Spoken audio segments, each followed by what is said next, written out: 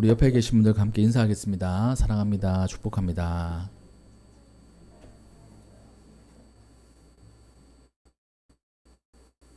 네, 오늘도 함께 예배 드리시는 우리 성도님들을 사랑하고 축복합니다. 오늘은 열왕기하 12장에 나와 있는 이 요아스 왕 때 일어났던 이 일들을 통하여서 이 그들의 성실이라는 제목으로 하나님의 말씀을 나누고자 합니다. 유다 왕 요아스에 대해서 한번 살펴보면 이 요아스는 이스라엘 역사상 가장 어린 나이에 이 왕위에 즉위했던 사람이었습니다. 어린 나이에 7살 때 이 왕이 된다는 것은 쉬운 일이 아니었겠죠. 그러니까 우리도 생각할 때 7살 하면 아주 어린아이 아닙니까? 아직까지도 그 학교를 다니지 않는 유치원생, 그때 이제 왕이 된 거예요. 그 왕이 그렇게 될 수밖에 없었던 이유가 있었습니다. 그의 할머니 아달랴라는 사람이 있었습니다. 그 아달랴라는 사람이 이 왕위를 찬탈하기 위해서 쉽게 말하면 쿠데타를 일으킨 거예요. 그래서 왕족들을 싹 다 죽였습니다. 다 죽여가지고 이제 그 유다 자손, 그 다윗의 자손들 중에 왕이 나올 수 없도록 자기가 완전히 그 왕권을 가지기 위해서 다 죽인 거예요. 그 할머니가 무섭죠. 할머니는 그 손주들을 끔찍하게 여깁니다. 저의 할머니도 그러셨고요. 저희 자녀들이 보는 저희 엄마의 모습도 보면 진짜 이 손주들을 얼마나 귀여워하시고 좋아하시는지 몰라요. 근데 이 할머니는 자기가 그 왕위를 찬탈하기 위해서 다 죽인 겁니다.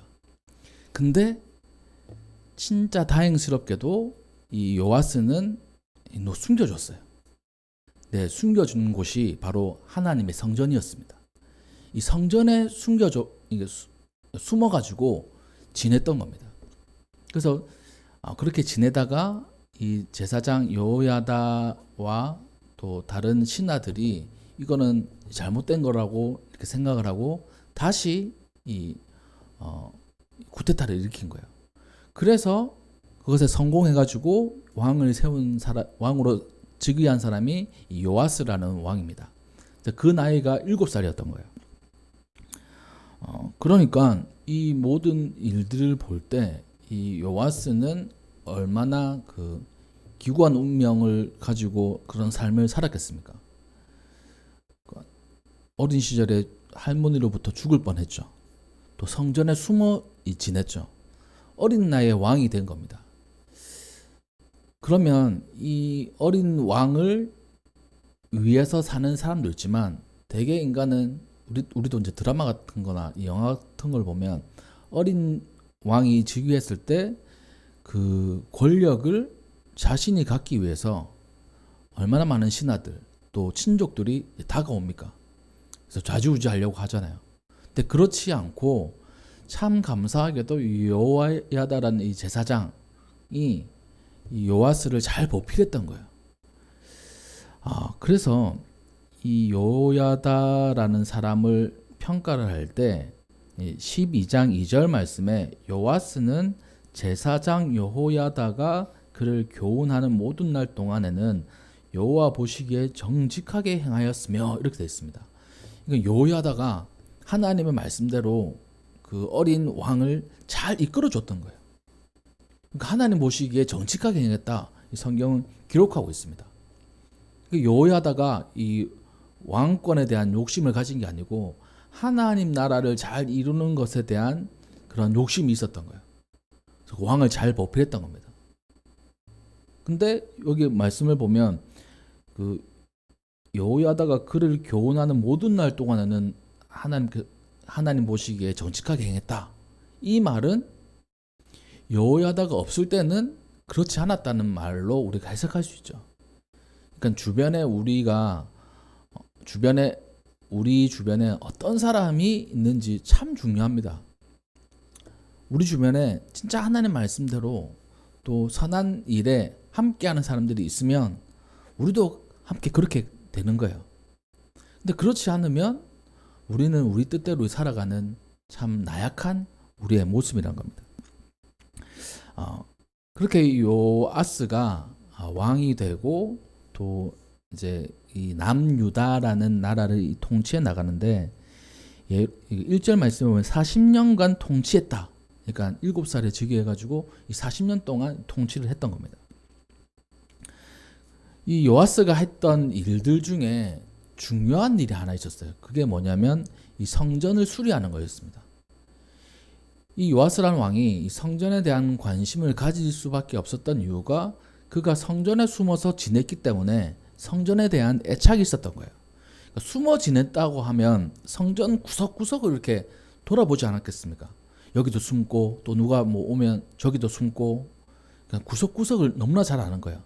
도피로도 너무나 잘 알고 또 성전의 생김새 또 지형지물 또 기구들 너무나 잘 아는 겁니다. 근데 어린 나이에 거기에 숨어 지내면서 생각했던 게 있었어요. 하나님의 집인데 너무 낡았구나. 수리 안 하나? 이 생각을 마음에 가지고 있었던 겁니다. 그러다가 이제 왕이 되고 그 마음을 이제 실천하려고 했던 거예요. 그래서 제사장들을 불러가지고 성전을 수리하십시오 라고 이 명령을 내렸습니다. 근데 이 제사장들이 성전을 수리하라는 이 명령을 듣고 예라고 이렇게 대답했는데 그대로 수행하지 않았던 거예요. 12장 6절 말씀에 요아스 왕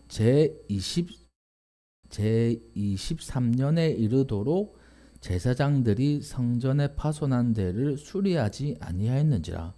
요아스 왕이 즉위를 하고 23년이 지났는데도 이 수리를 안 했던 겁니다.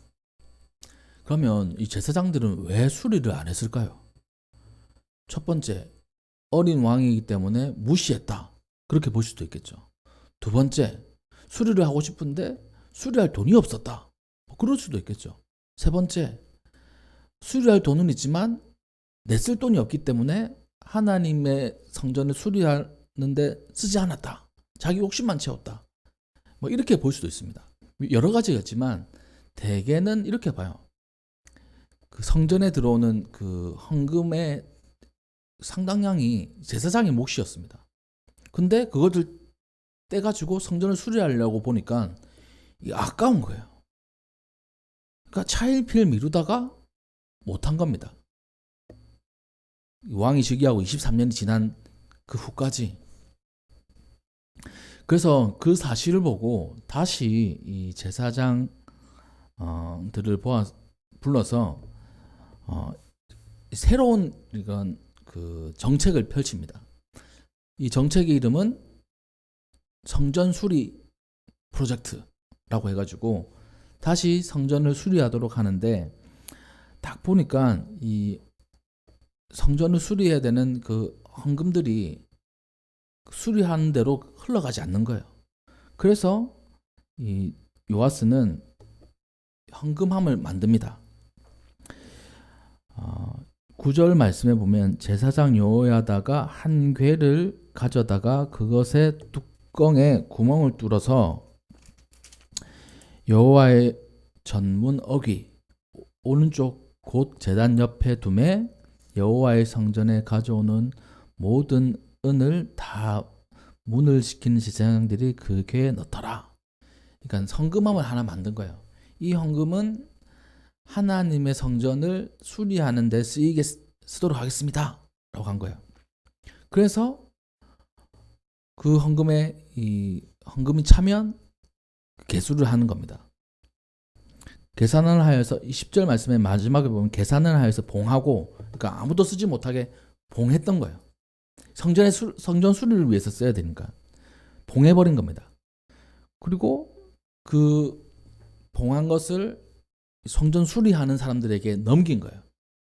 그래서 이 헌금을 가지고 성전을 수리해라 라고 했습니다. 12장에 보니까 또 미장이와 석수에게 주고 또 여호와의 성전 파손한 데를 수리할 제목과 다듬는 돌을 사게 하며 그 성전을 수리할 모든 물건을 위하여 쓰게 하였으되. 13절에는 성전 수리할 때만 쓰지 다른 기구들을 사는 데는 사용하지 않았다. 이렇게 되어 있습니다. 그리고 14절 오늘 본문 말씀이죠. 그 은을 일하는 자에게 주어서 그것으로 여호와의 성전을 수리하게 하였으며 또 그 은을 받아 일꾼에게 주는 사람들과 회개하지 아니하였으니 이는 그들이 성실히 일을 하였습니다. 그래서 이 은을 주면서, 그러니까 헌금을 주면서 뭐 재료도 사고 성도 수리해라. 그러면 영수증 받아온나? 또 뭐 일당 체크한 거 이렇게 가져온나? 이렇게 안 했다는 거예요. 주면 끝이었던 겁니다. 그 이유가 이 성전 수리하는 분들이 성실히 했던 거예요. 자기가 맡은 일에, 그러니까 하나님의 일이니까 성실히 했던 겁니다. 그게 이 주변 사람들이 보기에도 눈에 보였던 거예요. 그래서 따로 회개를 안 했던 겁니다. 계산 영수증 주고받고 이렇게 안 했던 거예요. 믿었던 겁니다. 그냥 그 수리하는 사람들을. 사실 돈이 오가는 것에 대해서는 요즘 시대는 철저하게 이 영수증 처리를 합니다. 그렇지 않습니까? 제가 놀랬던 것 중에 하나가, 저는 사실 뭐 어떤 회사에 들어가서 일을 하거나 아니면 그런 적이 없었어요. 그래서 그냥 교회에서만 계속 사역을 했기 때문에 교회에서 쓰여지는 재정 뭐 이런 부분들에 있어서는 참 배우기도 하고 그렇게 했습니다. 근데 제가 실습을 하는 가운데 재단 안에서 재정을 처리하는 부분들을 좀 봤어요. 근데 이 엄청 까다롭고 깐깐하게 하더라고요. 한 가지 놀란 것 중에 하나가 뭐냐면, 우리가 어떤 물품을 살 때 물품을 먼저 사고 뒤에 이제 영수증 처리할 때가 있지 않습니까? 선결제 후 이렇게 보고하는 거. 그러면 그렇게 보고를 해가지고 이렇게 하면 되는데, 그때 요즘 세상에 포인트들 주잖아요. 포인트. 10,000원치 사면 100원, 10원 포인트 드립니다 해가지고 뭐 롯데마트도 그렇고 여기 탑마트도 그렇고 온데 다 포인트 주잖아요. 그러면 그 포인트들을 자기 이름으로 해도 되잖아요. 근데 재단에서 자기 이름으로 하면 안 됩니다. 그 포인트도 얄짤없더라고요, 진짜. 와, 이렇게까지 한다고? 사실 이 포인트들은 뭐 그냥 줄 수도 있는 것 같은데, 이 공기업이나 이 공무원들, 또 산하 이 재단들, 이 포인트들도 개인으로 이렇게 하지 못하게 하더라고요. 그래서 그걸 결제할 때 꼭 이제 공용 카드를 쓰든지 법인 카드를 쓰든지 막 이렇게 하고, 현금이 오갔다 하면 참 엄청 까다롭게 되더라고요. 그래서 최대한 현금이 오가지 않도록 하고 이렇게 하는 걸 봤습니다. 그러니까 왜 이런 일들이 생길까라고 했을 때, 돈이 오가는 곳에 여러 가지 불미스러운 일들이 많다는 것을 경험적으로 알기 때문에 사전에 차단하는 거죠. 그렇더라고요. 세상은 그렇습니다. 이 돈이 오가면 진짜 그게 돈이 쓰여졌는지 아니면 어떻게 됐는지 확인을 해요. 감사도 하고 또 결산도 합니다. 특별히 하나님의 일에 대해서는 더 그래야 되지 않겠습니까? 하나님께서 주신 이 헌금을 가지고 하는 것들은. 근데 이 사람들은 안 했던 거예요. 왜 안 했느냐? 귀찮아서가 아니고 일을 하시는 분들이 성실히 했다는 것을 너무나 잘 알았기 때문입니다. 맡겨도 막 빼돌리지 않고 막 누락시키지 않고 펌핑하지 않고 아니면 뒤로 숨기지 않고 열심히 하는구나 라는 것을 알아서 따로 회개를 안 했어요. 이렇게 주면 그대로 이렇게 했던 겁니다. 그래서 성경은 그들이 성실히 일을 하였습니다 라고 이렇게 이유를 말하고 있어요. 그래서 성전에 수리하는 일들이 그렇게 진행됐던 겁니다. 요아스가 한 일들 중에 잘한 일 중 가장 잘한 일이 이 성전을 수리하는 일이었어요. 그리고 그렇게 될 수 있었던 일은 성전에 대한 마음도 있었고 일하시는 분들이 성실히 일했기 때문에 이 업적이 있었던 겁니다. 그렇다면 이 성실히 일한 이 일꾼들을 통해서 우리가 무엇을 알 수 있느냐라고 했을 때 우리에게도 하나님께서 맡겨주신 일들이 있어요. 이 하나님께서 맡겨주신 일들이라고 하면 교회에서의 일들만 생각할 수 있습니다. 아니에요. 하나님께서 맡겨주신 일들은 교회에서 신앙적인 일들만 이야기하는 거 아닙니다. 우리 삶 속에서 일하는 것도 하나님께서 맡겨주신 일들이에요. 그것에 우리는 성실히 해야 됩니다. 하나님께서 맡겨주신 일이기 때문에. 그래서 성실히 해 나가는 그 가운데 하나님의 신뢰를 얻는 거예요. 또 주변 사람들의 신뢰를 얻는 겁니다. 바라기는 우리 모든 성도님들이 우리 삶 속에서의 맡겨진 일들에게도 성실히 임하시는 우리 성도님들 되시기를 주님의 이름으로 축복합니다. 이 성실이라는 말이 믿음이라는 말하고 똑같은 말입니다. 우리가 늘 지금 계속 믿음에 대해서 이야기하고 있는데 믿음은 무엇이냐 라고 했을 때 몇 가지로 정의할 수 있어요. 그 중에 한 가지가 믿음 이꼴 성실입니다. 믿음 이꼴 신실이에요. 하나님 앞에서 성실한 모습, 하나님 앞에서 변하지 않는 모습이 곧 믿음이라는 겁니다. 똑같은 단어예요. 그러니까 이렇게 얘기하면 됩니다. 그들과 회개하지 아니하였으니 이는 그들이 믿음직스럽게 일을 하였습니다. 이렇게 바꿔도 전혀 이게 문제가 없습니다. 똑같은 원어예요. 믿음이란 단어. 그러니까 하나님 앞에 믿음을 가진다. 우리가 믿음이 있어야 구원받는 거잖아요. 사실 우리 신앙생활에 가장 중요한 게 믿음입니다. 근데 이 믿음, 하나님 앞에 믿음을 가지고 우리가 구원을 받는데 우리 영혼의 구원도 받고 우리 인생의 문제 가운데서 구원을 받는데 그 믿음이란 것은 성실하고 연결되어 있는 거예요. 신실하게 하나님 앞에서 살아가는 게 바로 믿음이라는 겁니다. 그렇다면 우리의 그 삶을 한번 점검해 볼 수 있겠죠. 나에게 맡겨진 일들이 무엇이 있는가? 저에게 맡겨진 일들 많습니다. 목사로서의 목회도 있고요. 또 가정에서의 가장의 역할도 있고요. 또 부모의 역할, 남편의 역할도 있습니다. 또 어떠한 공동체들 사이에서는 그 멤버의 역할들이 있어요. 자기에게 맡겨진 일들 참 많습니다. 그거 다 하나님께서 우리에게 맡겨주신 거예요.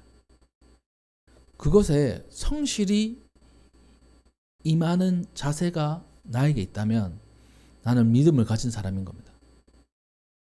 내가 아빠로서 이 아이들을 위해 성실히 임할 때 진짜 믿음직스러운 아빠가 되는 거예요. 하나님 앞에서. 내가 엄마로서 우리 아이들을 살피고 또 우리 아이들의 그 미래와 또 삶과 이런 것들을 보살핀다. 내가 할 수 있는 최선을 다한다. 사실 엄마들은 최선을 다하잖아요. 그게 하나님 앞에 우리의 믿음직스러운 모습인 겁니다. 일터도 마찬가지예요. 하나님께서 맡겨주신 일. 오늘 말씀의 일꾼들은 여러 일꾼들이 있지 않습니까? 목수와 건축하는 자들, 또 미장이와 석수, 수리하는 사람들, 돌을 다듬는 사람들, 여러 가지. 사실 그들은 그들의 그 성전만 수리하는 사람들이 아니고 그 직업이지 않습니까? 직업을 가지고 있다가 그 계약을 한 거잖아요. 제사장들하고. 어떻게 건축가들 좀 불러와봐. 또 그 석수 불러와봐봐. 미장이 불러와봐봐. 그래서 그 사람들에게 이게 외주 준 거잖아요. 자기들이 못 고치니까. 그러면 이분들은 자기 일에 성실한 겁니다. 하나님의 일이라서가 아니라 자기의 일을 맡겨진 일들을 더욱더 성실한 거예요. 믿음직스럽게 한 겁니다. 그래서 하나님께서 참 이 사람들을 얼마나 기뻐하셨을까. 또한 그 사람을 보는 제사장들 또 왕 회개하지 않았다. 믿었다라는 말씀이 오늘 본 말씀이에요. 우리는 흔히 믿음이라고 하면 뜨거운 감정이나 엄청난 기적을 떠올리기도 합니다. 하지만 성경이 말하는 믿음의 실체는 조금 더 묵직하고 일상 속에서 나타나는 거예요. 히브리어로 에무나라는 단어, 이 단어는 문맥에 따라서 몇 가지로 해석이 되는데 이 믿음이란 말로 해석이 돼요. 또 한 가지는 성실이란 말로 해석이 됩니다. 맡겨진 일을 끝까지 완수하는 태도, 이 성경적 관점에서는 믿음 있는 사람은 곧 성실한 사람이라는 것입니다. 오늘 본문 15절에 이 성전 수리 자금을 맡은 자들에게 회개를 묻지 않았다. 이 기록은 그들이 성실히 일하였다. 믿음직스럽게 일하였다는 것을 설명하고 있습니다.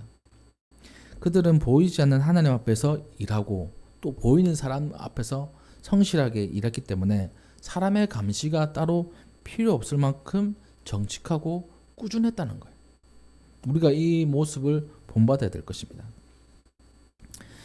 이 링컨이란 그 대통령 우리가 잘 아시지 않습니까? 이 에브리엄 링컨은 젊은 시절에 우체국에서 일한 적이 있었습니다. 운영난으로 우체국이 문을 닫게 되었을 때 이 정산 후 한 30센트가 이렇게 공금이 남았다고 해요. 30센트면 얼마 안 되는 돈이죠. 요즘 지금 1달러에 그 1,400원, 1,500원대 이 사이 왔다 갔다 하잖아요. 1,400원대 되니까 30센트면 100 뭐 얼마 뭐 이렇게 그러니까 한 500원 정도 되는 돈. 그 수년 후에 정부 조사관 찾아와서 그 정산금을 요구했습니다.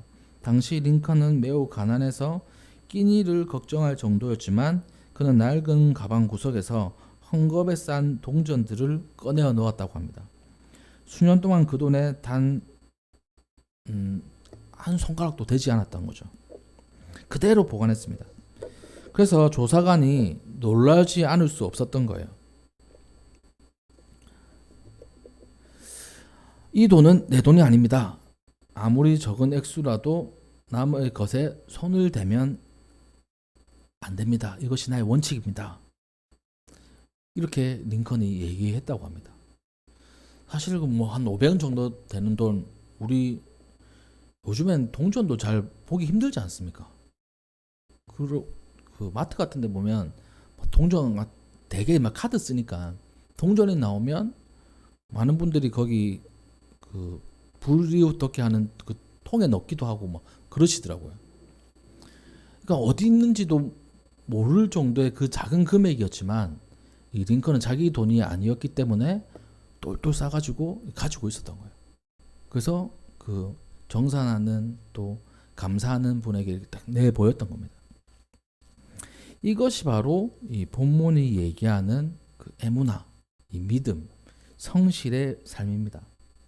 하나님은 우리가 얼마나 큰 일을 하느냐보다 아무도 보지 않는 곳에서 얼마나 성실하게 믿음직스럽게 살아가느냐에 대해서 바라보고 계시다는 겁니다.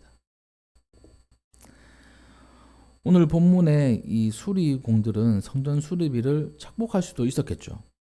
또 대충 일할 수도 있었을 겁니다. 왜냐하니까 성전 수리가 그 오랫동안 멈춰 있었잖아요. 그 말은 사람들의 관심이 별로 없었던 겁니다. 그러니까 사람들이 성전을 들락날락하고 많은 사람들이 오고 가지 않습니까? 근데 사람들이 뭐 이상해졌네, 야, 그 낡았네, 고쳐야 되겠네. 이 말을 계속 했으면 제사장들도 했을 거예요. 사람들도 관심이 없었던 겁니다. 성전이 낡든지 뭐 보수가 필요하든지 이게 눈에 안 들어왔던 거예요. 수리하는 사람들도 그걸 잘 알기 때문에 대충만 해도 됐을 겁니다. 하는 티만 해도. 하지만 그들은 성실을 택했습니다. 그들에게 성전 수리는 단순한 노동이 아니었고 하나님께서 맡겨주신 그 사명이자 좀 더 나아가면 하나님께 드리는 예배라고 생각했던 거예요. 하나님께서 받으시는 거. 그러니까 성실히 하는 것은 그 자기가 자기 삶의 터전에서 드리는 예배인 겁니다. 예배. 우리의 일상도 마찬가지입니다. 직장에서 업무를 처리할 때도 마찬가지고 가정에서 설거지를 하고 아이를 돌볼 때도 마찬가지고요. 아무도 보지 않는 곳에서 정직하게 행동할 때 우리는 우리의 믿음을 하나님 앞에 보여드릴 수 있는 거예요. 저는 그렇게 보면 참 믿음이 없는 사람입니다. 안 볼 때 저는 막 행동하거든요. 부끄러운 일들이 많아요. 저희 아내는 참 믿음직스러운 사람입니다. 그 설거지를 하다 보면, 제가 막 설거지를 많이 하는 사람은 아니지만 설거지를 하다 보면 기름은 따로 우리가 그 배출을 해야 되잖아요. 귀찮으니까 그냥 그 싱크대에 넣으면 안 돼. 우리 아내는 안 된다고 하면 절대 안 된다고 합니다. 막힌다고. 티가 나겠나? 그냥 붓자. 안 돼. 안 돼요. 그냥 붓자. 안 돼요. 기름 엄청 많이 붓는 건 아니지만 뭐 고기 구워 먹거나 아니면 뭐 요리하고 남은 기름들 다 저희 아내는 닦아서 하는데 저는 막 붓자고 해요. 아무도 안 보는데 뭐 어떤 니만 눈 감으면 된다. 그럴 때 있습니다. 또 분리수거 할 때도 보면 PT병 다 뜯어가지고 해야 되잖아요. 그냥 안 뜯고 그거 하면 안 되나? 뜯어야 된다. 그래? 그거 뜯자. 또 안에도 저희 아내는 헹궈요. 안 헹궈도 안 되나? 헹궈야 된다. 또 뭐 참치캔 뜯어 먹으면 찌끄러기 남지 않습니까? 헹궈야 된다. 그냥 하면 안 되나? 헹궈야 된다. 뭐 이런 걸로 이렇게 딱 하거든요. 그러니까 그 삶의 자리에서는 저희 아내가 진짜 성실하고 믿음직스러운 사람인 거예요. 저는 믿음이 하나도 없는 사람인 겁니다. 아무도 안 보는 데서는 내 마음대로 해야지. 이런 마음이 있는 거예요.